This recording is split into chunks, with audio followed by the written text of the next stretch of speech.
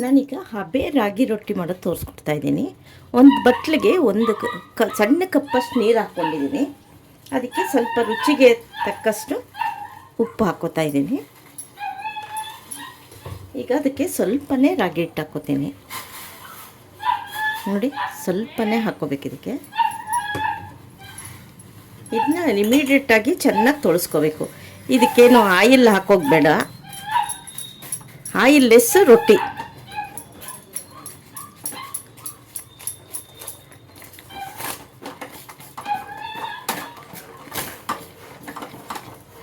ನೋಡಿ, ಚೆನ್ನಾಗಿ ನೀರಿನಂಗೆ ಇರ್ಬೇಕು ಸ್ವಲ್ಪ.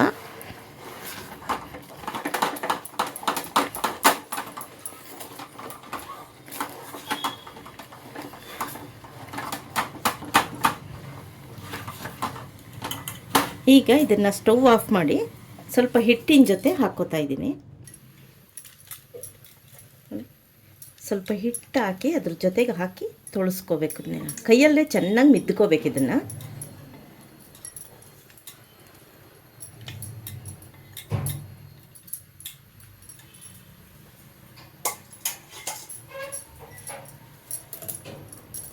ಸ್ವಲ್ಪ ಬಿಸಿ ಇರುತ್ತೆ, ಬೇಕಾದ್ರೆ ತಣ್ಣೀರು ಹಚ್ಕೊಂಡು ಕೈ ಇದನ್ನ ನೀಟಾಗಿ ಹಿಂಗೆ ಮಿದ್ಕೋಬೇಕು.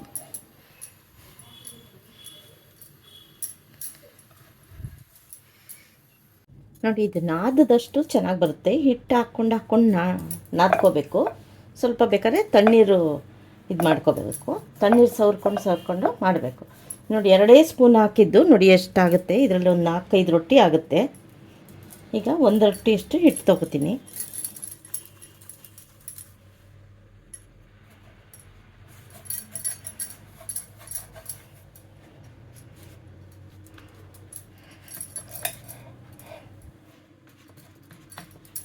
ಮೇಲೆ ಹಿಟ್ಟು ಹಾಕ್ಕೊಂಡು ಜೋಳದ ರೊಟ್ಟಿ ಬಡಿತಾರಲ್ಲ ಆ ಥರ ಬಡ್ಕೊಂಡು, ನಿಮ್ಗೆ ಬರಲಿಲ್ಲ ಅಂದರೆ ಬೇಕಾದ್ರೆ ಲಟ್ಟಿಸ್ಕೋಬೋದು. ನೋಡಿ, ಈ ಥರ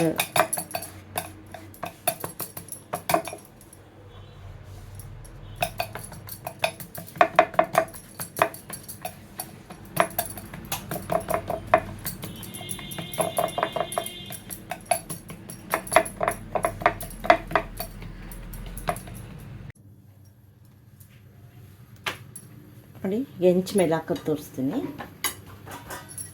ಈಗ ಒಂದು ಬಟ್ಲಲ್ಲಿ ನೀರಿಟ್ಕೊಂಡು ಒದ್ದೆ ಬಟ್ಟೆಯಿಂದ ಬಿಳಿ ಬಟ್ಟೆ ತಗೊಂಡು ಎಲ್ಲ ಸವರ್ಕೋಬೇಕು. ತುಂಬ ಸಾಫ್ಟಾಗಿ ಬರುತ್ತೆ.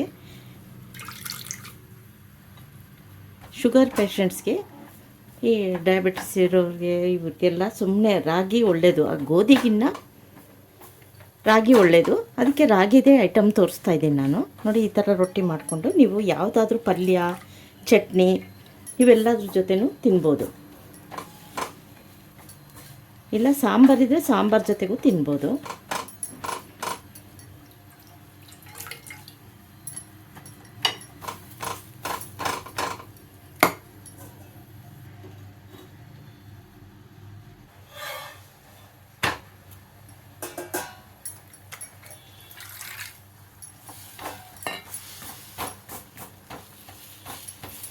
ನೋಡಿ, ಒಂದು ಸ್ವಲ್ಪನೂ ಎಣ್ಣೆ ಇದಕ್ಕೆ ಹಾಕ್ತಿಲ್ಲ.